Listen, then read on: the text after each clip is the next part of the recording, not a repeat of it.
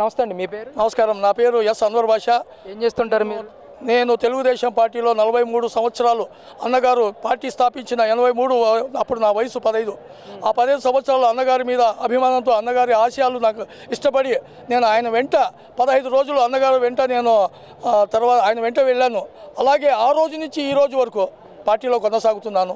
ఎందుకంటే తెలుగుదేశం పార్టీ అనేది అన్నగారు బడుగు బలహీన వర్గాల కోసం పెట్టిన పార్టీ, కూడు గూడు నీడ అన్న నినాదంతో పెట్టిన పార్టీ కనుక తెలుగుదేశం పార్టీ ఎప్పుడు పేదలకు ప్రజలకు అండగా ఉంటుంది. కార్యకర్తలు మన పార్టీ మన ప్రజలు అని చెప్పి చంద్రబాబు నాయుడు గారితో సహకరిస్తూ మన ప్రాణాలు సైతం దారబోస్తున్నాం సార్. ఎందుకండి అంత ప్రాణం దారబోయించాల్సిన అవసరం ఏముందండి పార్టీ కోసం? మీరు ఎందుకు ఇన్ని సంవత్సరాల నుంచి అంత అభిమానం? చెప్తాను సార్, అది కూడా సార్, మనిషిగా పుట్టినప్పుడు మనం ఏదో ఒక మంచి సాయం చేయమంటారు కనుక బాబుగారు చంద్రబాబు నాయుడు గారు మానవ సేవే మాధవ సేవ అని చెప్పి ఆయన ఎన్ని అవమానాలు ఎదుర్కొన్నారు, ఎన్ని కష్ట నష్టాలు చూశారు. అటువంటి వ్యక్తి కోసము, ప్రజల కోసం పాటుపడే వ్యక్తి కోసం మేము కూడా తన వంతు మేము కూడా సాయం చేయాలా, మేము కూడా పార్టీ కోసం పని చేయాలా అన్న ఒక సంకల్పంతో పనిచేస్తున్నాం. మరి మీకేం చేస్తుందండి పార్టీ? కార్యకర్తకి ఇన్ని సంవత్సరాల నుంచి మీరు పార్టీ కోసం పనిచేస్తూ ఉన్నారు, మీకేం చేస్తుంది పార్టీ అసలు? సార్, నేను 2022లో ఈ వైసీపీ దౌర్జన్యాలు చాలా మీరిపోయాయి. మా పైన అక్రమ కేసులు బనాయించి జైలుకు పంపించారు. అప్పుడు బాదుడే కార్యక్రమం పెట్టినప్పుడు నేను నిమ్మలపల్లి మండలం నుంచి వస్తుండగా బైక్ యాక్సిడెంట్లో నా కాలు యాక్సిడెంట్ అయింది. నాకు షుగర్ ఉండడం వల్ల అది ఇన్ఫెక్షన్ అయ్యి కాలు తీసేయడం అయింది. కనుక బాబుగారు నాకు 2 లక్షలు సాయం చేశారు. ఇప్పుడు నా మనవరాలు పాపకు యూసీడీ అనే ఒక జబ్బు వచ్చింది. అది సెయింట్ జాన్స్ హాస్పిటల్లో దాదాపు 10-12 లక్షలు ఖర్చు పెట్టాను. ఆయన సహాయం చేస్తారన్న నమ్మకం నాకుంది. ఎప్పుడు కార్యకర్తలను ఆదుకుంటారన్న నమ్మకం మాకుంది సార్. ఎందుకంటే ఆయన చంద్రబాబు గారు అన్నారు, ప్రతి ఇంటికి నేను ఒక పెద్ద కొడుకు, ప్రతి ఇంటికి నేను ఒక యజమానిగా ఉండి నా కార్యకర్తలను అయితేనేమి ప్రజలను అయితేనేమి నేను ఎల్లప్పుడూ నా వాళ్ళుగా నేను భావిస్తానని చెప్పారు. కాబట్టి ఆయన మీద మాకు నమ్మకం సార్. అంటే ఇప్పుడు ముఖ్యంగా పార్టీ నేషనల్ వర్కింగ్ ప్రెసిడెంట్గా నారా లోకేష్ గారికి అవకాశం కల్పించారు. ఆయన ఈరోజు ప్రమాణ స్వీకారం కూడా చేస్తూ ఉన్నారు.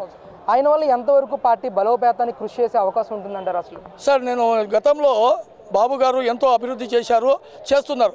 ఇప్పుడు నారా లోకేష్ వచ్చినప్పుడు ఇంకా స్పీడ్గా జరుగుతుంది. ఎందుకంటే ఆయన నారా లోకేష్ గారు దాదాపు 30 లక్షల కోట్లు పెట్టుబడులు తీసుకొచ్చారు.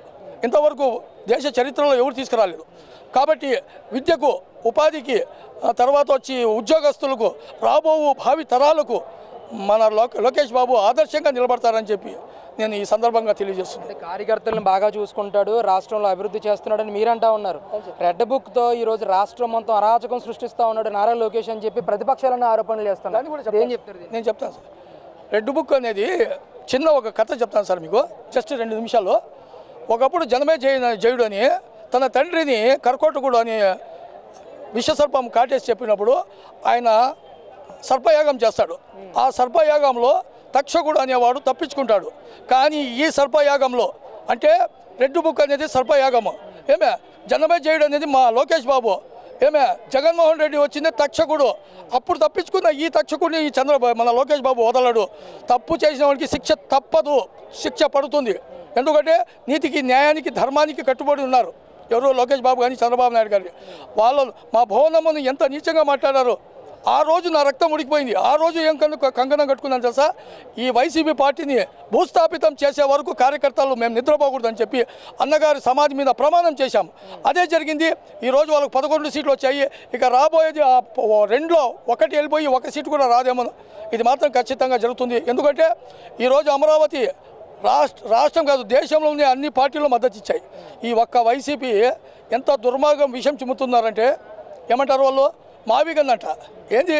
గొడ్డలతో చిన్న నరికాడు, ఇప్పుడు గన్నుతో వాళ్ళ అమ్మని కలిసేసి అది ఆ నెపంతో ఆ తప్పును కూడా చంద్రబాబు మీద వేసి ఈ విధంగా లబ్ధి పొందాలని చూసుకుంటారు. ప్రజల అమాయకులు కాదు, ప్రజలు నిన్ను ఎక్కడ తొక్కాలో అక్కడ తొక్కుతారు. జగన్మోహన్ రెడ్డి నువ్వు జగన్నాసురుడు. ఆనాడు శ్రీ మహావిష్ణువు 4 యుగాలు 4 అవతారాలు ఎత్తాడు. కృతయుగమున లక్ష్మీ నరసింహస్వామిగా అవతారం ఎత్తి హిరణ్యకశిపుని సంహరించాడు. త్రేతాయుగమున రావణాసుని సంహరించి శ్రీరాముడుగా ప్రజలకు ఆదర్శప్రాయుడయ్యాడు.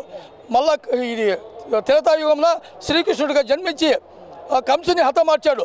ఇప్పుడు ఆ నరనారాయణుడే మా నారా చంద్రబాబులో ఉద్భవించి ఈ జగన్నాసురుని అర్థం చేసే వరకు వదలని చెప్పి ఈ 5 కోట్ల ప్రజల సమక్షంలో నేను తెలియజేసుకుంటూ జై తెలుగుదేశం, జై చంద్రబాబు, జై ఎన్టీఆర్.